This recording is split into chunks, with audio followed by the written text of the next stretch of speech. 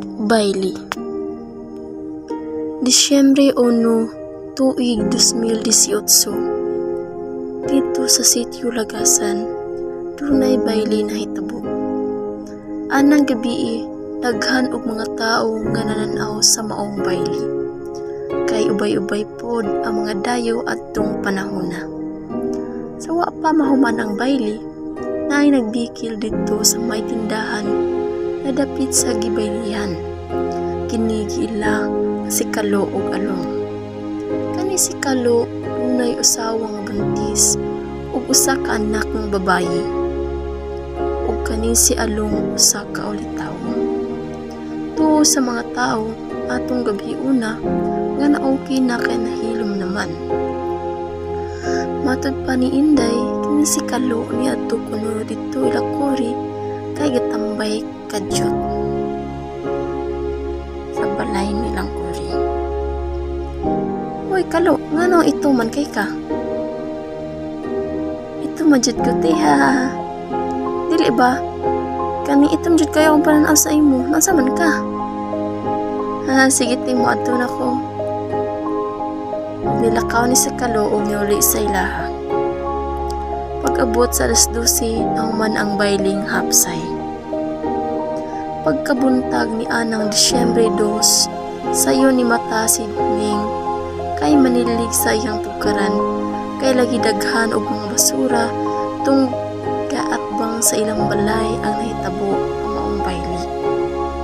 Sa iyang pagpanilig na siya nakita nga naghigda daplin sa kalsada ug iyang giignan iyang silingan nga si Elena. Tilina, napoy ubog na puntagan no?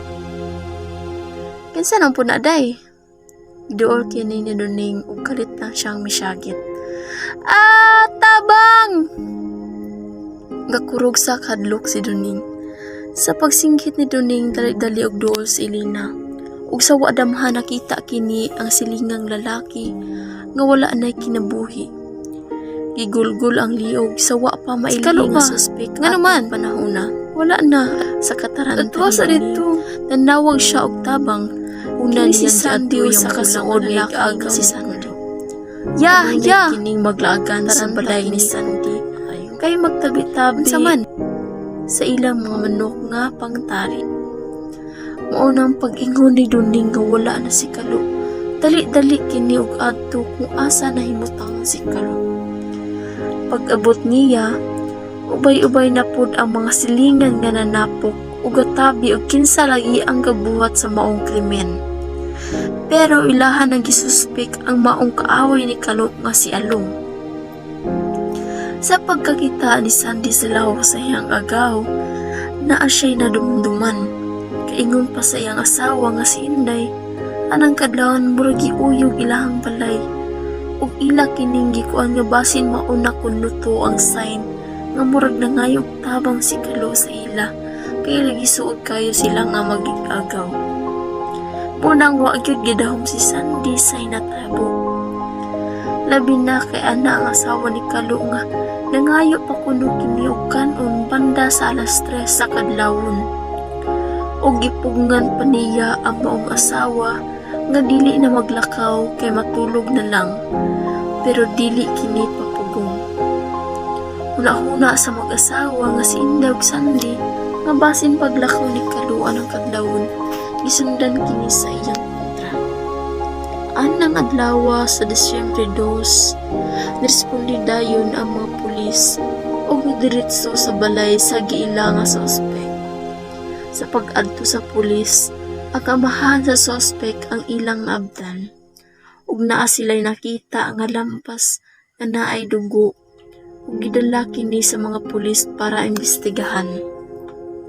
Sa pipila ka mga adlaw, ni-surrender ang maong suspek ngadto sa kapulisan. Sukat atong pahitabo ang mga tao sa Lagasan sayo na manirado kay mga hadlok. Matod pa ni Inday ang asawa ni Sandy, alas 5 pa lang sa hapon manirado na siya kay madlok. Ug napugtoy panahon kuno, anak niya nga siya ra isa nabilin sa ilang balay.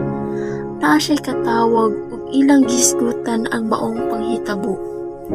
Pag humandayon sa tawag, dali siyang adto sa balay sa iyang mama kay nahadlok. Kay ma-imagine niya si Kalo mag-adtuan sa ilang balay maglingkod-lingkod. Ug hangtod karon kung hisgutan ang maong panghitabo, manglimbawt gyapon iyang balahibo.